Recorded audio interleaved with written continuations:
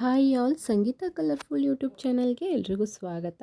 ನಾನಿವತ್ತು ದೇಹಕ್ಕೂ ಮತ್ತು ಆರೋಗ್ಯಕ್ಕೂ ಒಳ್ಳೆಯದಾದಂಥ ಸ್ಟಾರ್ ಫ್ರೂಟ್ ಜ್ಯೂಸನ್ನ ಯಾವ ರೀತಿ ಮಾಡೋದು ಅಂತ ತೋರಿಸ್ಕೊಡ್ತಾ ಇದ್ದೀನಿ. ನಾನು ಒಂದು ಸ್ಟಾರ್ ಫ್ರೂಟ್ಸ್ನ ಇಟ್ಕೊಂಡಿದ್ದೀನಿ.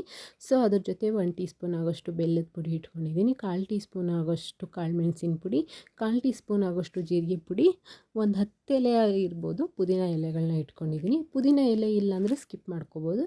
ಸೊ ಇವಾಗ ಹಣ್ಣನ್ನು ಚೆನ್ನಾಗಿ ತೊಳೆದ್ಬಿಟ್ಟು ಚಿಕ್ಕ ಚಿಕ್ಕ ಪೀಸ್ಗಳನ್ನ ಕಟ್ ಮಾಡ್ಕೊತಾ ಇದ್ದೀನಿ. ಸೊ ನೋಡಿ, ಇದರಲ್ಲಿರೋ ತೊಟ್ಟು, ತುದಿ ಭಾಗದಲ್ಲಿರೋದು, ಆಮೇಲೆ ಒಳಗಡೆ ಒಂದು ಸ್ವಲ್ಪ ಬೆಂಡು ಥರ ಇರುತ್ತೆ, ಅದನ್ನೆಲ್ಲ ತೆಗೆದು ಬೀಜ ಎಲ್ಲ ಇರುತ್ತೆ, ಬೀಜ ಎಲ್ಲ ರಿಮೂವ್ ಮಾಡ್ಕೋಬೋದು. ಇಲ್ಲ ಬೀಜ ಇಲ್ಲ ಅಂದರೂ ಪರವಾಗಿಲ್ಲ, ಹಾಕ್ಕೋಬೋದು. ಯಾಕಂದರೆ ನಾವು ಯಾಕೆ ತೆಗಿಯೋದಂದರೆ ಕಹಿ ಅಂಶ ಇರುತ್ತೆ ಅಂದ್ಬಿಟ್ಟು ತೆಗಿತೀವಿ. ಇಲ್ಲ ಪರವಾಗಿಲ್ಲ ಅಂದರೆ ಹಾಕ್ಕೊಬೋದು. ಸೊ ಇವಾಗ ಚಿಕ್ಕ ಚಿಕ್ಕ ಪೀಸ್ಗಳನ್ನ ಮಾಡಿಕೊಂಡು ಹಾಕ್ಕೊತಾ ಇದ್ದೀನಿ. ಸೊ ಇದೇನಂದರೆ ಇದರಲ್ಲಿ ಸ್ಟಾರ್ ಫ್ರೂಟ್ಸಲ್ಲಿ ತುಂಬ ನಾರಿನಂಶ ಅಂತೂ ತುಂಬ ಇದೆ.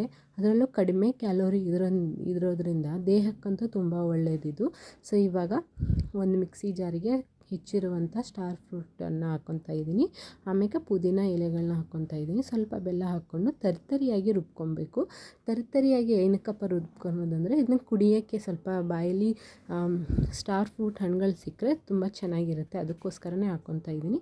ಸೊ ಇವಾಗ ತರಿಯಾಗಿ ರುಬ್ಬಿಟ್ಕೊಂಡು ಒಂದು ಗ್ಲಾಸಿಗೆ ಒಂದು ಸ್ವಲ್ಪ ಪಿಂಕ್ ಸಾಲ್ಟು, ಪೆಪ್ಪರ್ ಪುಡಿ, ಜೀರಿಗೆ ಪುಡಿ ಹಾಕ್ಕೊತಾ ಇದ್ದೀನಿ.